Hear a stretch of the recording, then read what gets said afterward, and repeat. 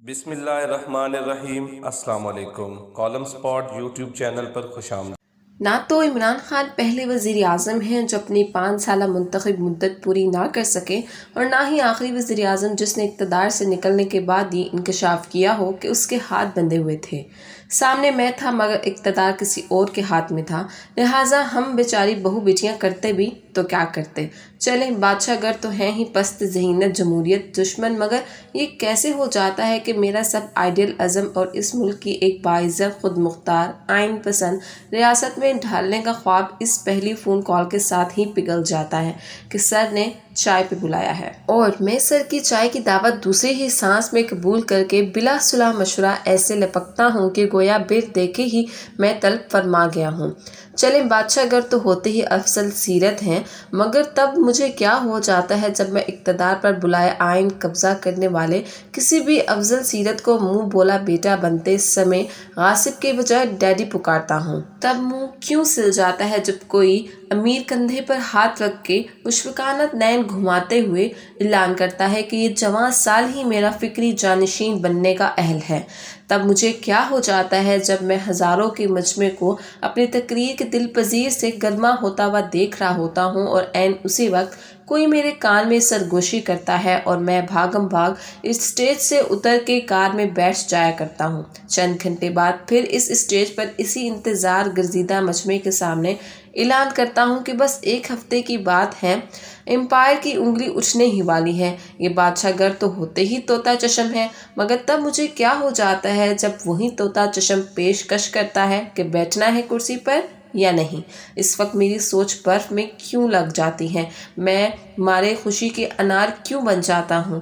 میں بادشاہ گر سے تب یہ پوچھنے کی ہمت کیوں نہیں کرتا کہ آپ کی خواہش اور آپ کا اعتماد سر آنکھوں پر، لیکن میرا اختیار کیا ہوگا، میری ذمہ داری کیا ہوگی، میری اوقات کیا ہوگی، میرا کنٹریکٹ کیا ہوگا؟ اگر یہ سب واضح نہ ہوا تو پھر میرا کیا ہوگا؟ ہاں، یہ بادشاہ گر ہوتے ہی کمینہ خصلت کے ہیں، مگر جب میں بیک یقینی 2 گوش ایوان اقتدار سے نکال دیا جاتا ہوں تب ہی کیوں عوام کی عظمت، عوامی عدالت اور عوامی طاقت کے گن گانا شروع کرتا ہے؟ تب ہی کیوں میں کسی عدالت کے باہر اکتاتے ہوئے پرراگ منصفی کا سر چھیڑتا ہوں؟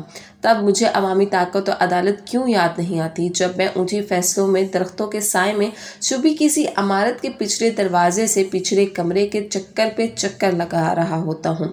میں ایسا کیا مانگنے جاتا ہوں جو پوری عوام مل کر بھی مجھے نہیں تھما سکتی؟ تو کیا عوام وہ پاسا ہے جو بس جوئے کی بساط پر ہی پھینکا جا سکتا ہے؟ تو کیا عوام وہ موت ہے جسے دکھا کے بخار قبول کروایا جا سکتا ہے؟ تو کیا عوام وہ کینچری ہے جسے موسم اقتدار میں جسم سے اتار کر نئی کینچری بدلی جا سکتی ہے؟ تو کیا عوام وہ ٹکیائی ہے جسے خون کا ابال ٹھنڈا کرنے کے بعد مٹھی میں کچھ مڑے تڑے نوٹ دے کر رخصت کر دیا جائے اور پھر اپنی ضروریات پوری کرنے کے لیے بلا لیا جائے اور پھر دفن کر دیا جائے؟ تو کیا عوام کے اوقات بس ڈسپوزیبل ٹشو کے برابر ہے؟ چلیے، بادشاہ گر تو عوام کو ایک بے وقوف ہجوم کے طور پر دیکھتے ہی ہیں اور ویسا ہی سلوک بھی کرتے ہیں، مگر میں جو کہ خود کو عوام کی پیداوار کہتا ہوں، کیا واقعی خود کو دل سے عوام کی پیداوار سمجھتا ہوں جسے کوئی بھی آڑتی اچھے نرخ پر مجھ سے خریدنے پر راضی ہو جائے؟ آخر مجھے لوٹنے کے بعد ہی اپنے غریب رشتہ داروں کی پھر سے پہچان کیوں ہوتی ہے؟ میں کنگال ہونے کے بعد ہی کیوں بندہ عاجز کا چولا پہنتا ہوں؟ مجھے 4 دن کا جھوٹا وقار چھننے کے بعد ہی کیوں اپنے پرانے یار بیلی یاد آتے ہیں؟ میں کلاش ہونے کے بعد ہی کیوں سخاوت اور حلیمی کے گن گاتا ہوں؟ عارضی محسنوں کا ٹھنڈا اچانک لگنے کے بعد کیوں میری آنکھیں پوری طرح کھلتی ہیں؟ یہ سب کچھ اس نوبت کے آنے اور اس حالت تک پہنچنے سے بہت پہلے کیوں نہیں ہوتا؟